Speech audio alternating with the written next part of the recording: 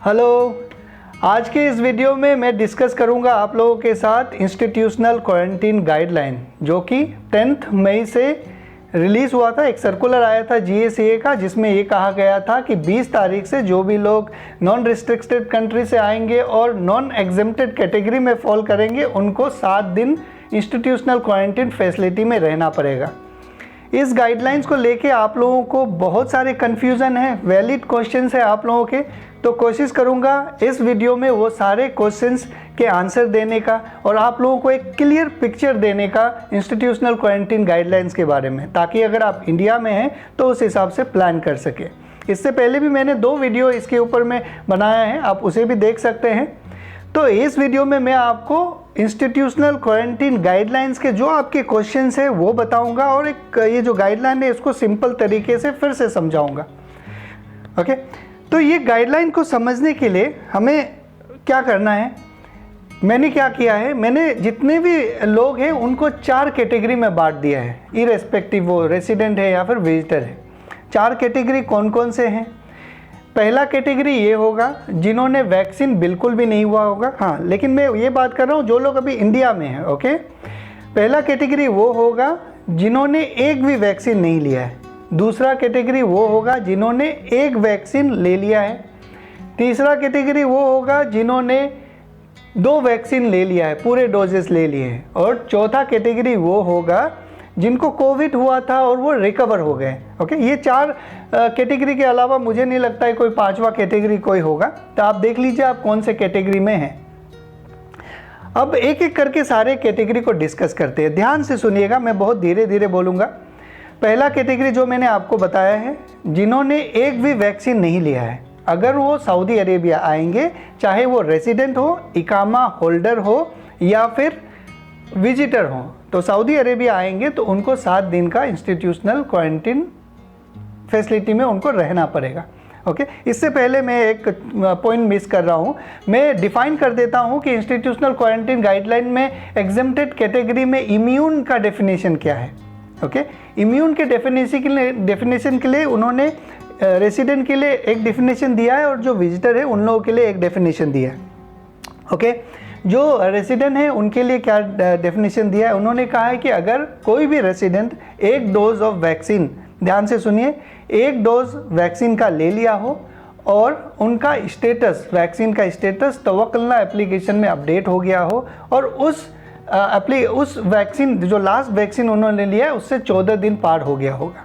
Okay, 14 दिन पार हो गया होगा, तवक्कुलनामा में अपडेट हो गया होगा, तो वो इम्यून माने जाएंगे। वो अगर सऊदी अरेबिया आएंगे तो उनको क्वारंटीन फैसिलिटी में नहीं रहना पड़ेगा। और किसी भी रेजिडेंट को अगर कोविड हो जाता है और रिकवर हो जाते हैं, रिकवर होने के बाद उनका हेल्थ स्टेटस तवक्कुलनामा में अपडेट हो जाता है, तो उनको इंस्टीट्यूशनल क्वारंटीन फैसिलिटी में 7 दिन नहीं रहना पड़ेगा। ये तो हो गया किन के बारे में, रेसिडेंट के बारे में जो इकामा होल्डर हैं।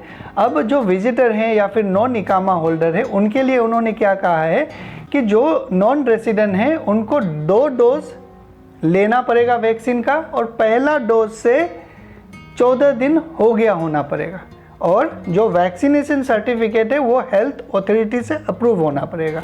ओके, और ये भी उन्होंने एक बात फिर आने वाले पिछले सर्कुलर में बताया था कि 72 आवर्स बिफोर डिपार्चर उनको अपना वैक्सीन का रजिस्ट्रेशन कराना पड़ेगा मुकीम में।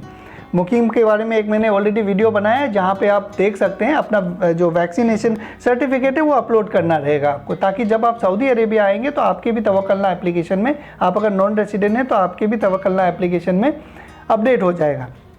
ओके, तो ये तो था डेफिनेशन इम्यून और नॉन इम्यून का और जो रेसिडेंट है और विजिटर का, क्लियर हो गया होगा। अब बात करते हैं वो जो 4 कैटेगरी मैंने आपको बताया था जिन्होंने वैक्सीन नहीं लिया है, उनके लिए तो भाई ये है कि दोनों कैटेगरी में, चाहे आप रेसिडेंट हो और विजिटर हो, उनको सऊदी अरेबिया आने के बाद 7 दिन क्वारंटीन रहना पड़ेगा। ओके, ये हो गया।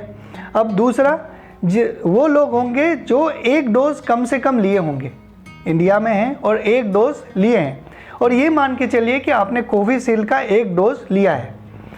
अब जो रेसिडेंट है उनके लिए अलग गाइडलाइंस है, जो नॉन रेजिडेंट है उनके लिए अलग है। जिन्होंने एक डोज लिया है और वो रेजिडेंट है, इकामा होल्डर है, तो उनको क्या करना है, अपना health status ministry of health में अपडेट करना है।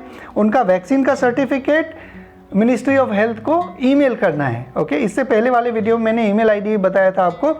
अगर आप रेजिडेंट है तो अपना वैक्सीन सर्टिफिकेट, एक डोज आपने लिया है, अपना वैक्सीन सर्टिफिकेट और इकामा कॉपी मिनिस्ट्री ऑफ हेल्थ को ईमेल करना है। ईमेल करने के बाद अगर आपका तवक्कलना एप्लीकेशन में अपडेट हो जाता है, या फिर वो आपको ईमेल करके बता देते हैं कि भाई आपका स्टेटस अपडेट हो गया, क्योंकि इंडिया से तो आप तवक्कलना आपका खुलेगा नहीं। ओके, तो आपको अगर बता देता है तो आप यहाँ आके 7 दिन आपको नहीं रुकना है, आप पैकेज नहीं परचेज कर सकते। वो ईमेल अपने एयरलाइंस वालों को दिखाइए, वो मान जाएंगे, मान जानी चाहिए। अगर कोई विजिटर्स एक डोज लिया है इंडिया में तो उनको सऊदी अरेबिया आने के बाद क्वारंटीन रहना पड़ेगा। ओके, विजिटर मतलब नॉन इकामा होल्डर। तो ये हो गया एक वैक्सीन वालों का, एक डोज वाले का। अब बात करते हैं जिन्होंने 2 डोज लिया है। ओके, 2 डोज कोविशील्ड का उन्होंने लिया है इंडिया में।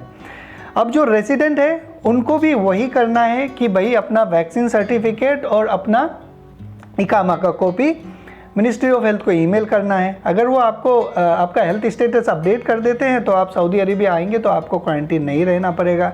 अगर नहीं करते हैं तो आपको 14 दिन बाद, जिस दिन आपने वैक्सीन लिया है, लास्ट डोजेज ऑफ वैक्सीन, तो उसके 14 दिन बाद अगर आप ट्रैवल करते हैं तो आपको इंस्टीट्यूशनल क्वारंटीन गाइडलाइन का पालन नहीं करना पड़ेगा। सेम अप्लाई होता है विजिटर के लिए भी। ओके, अगर कोई भी विजिटर 2 डोज लिया है तो उनको 72 आवर्स पहले, डिपार्चर से पहले अपना वैक्सीन रजिस्ट्रेशन करवाना पड़ेगा मुकीम पोर्टल पे। वैक्सीन सर्टिफिकेट आपको अपलोड करना है मुकीम पोर्टल पे, और अपने एयरलाइंस वाले आपको बता ही देंगे मोस्ट प्रोबेबली कि आपने वैक्सीन लिया है नहीं लिया है, अपने सर्टिफिकेट दिखाएं, उस हिसाब से आपको पैकेज नहीं लेना पड़ेगा। फिर से बताता हूँ, ये थोड़ा सा गोल गोल हो गया है। अगर किसी ने 2 डोज लिया है, चाहे वो रेसिडेंट हो या फिर विजिटर हो, उनको सऊदी आने के बाद इंस्टीट्यूशनल क्वारंटीन फैसिलिटी में 7 दिन नहीं रहना पड़ेगा। अगर उनका जो लास्ट डोज है उससे 14 डेज बाद वो ट्रैवल करते हैं और उनके पास कोविड वैक्सीनेशन का सर्टिफिकेट है हेल्थ अथॉरिटी से अप्रूव किया हुआ। ठीक है, अब बात करते हैं आखिरी कैटेगरी का। आखिरी कैटेगरी वो लोग होंगे जिनको कोविड हुआ होगा 6 महीने के अंदर और वो रिकवर्ड हो गए होंगे। इन केस में अगर आप रेसिडेंट है, अगर सऊदी के इकामा होल्डर है, तो आप जब सऊदी अरेबिया आएंगे तो आपको क्वारंटीन नहीं रहना पड़ेगा। इसके लिए आपको क्या करना है, आपको अपना हेल्थ स्टेटस फिर से मिनिस्ट्री ऑफ हेल्थ में अपडेट करना है।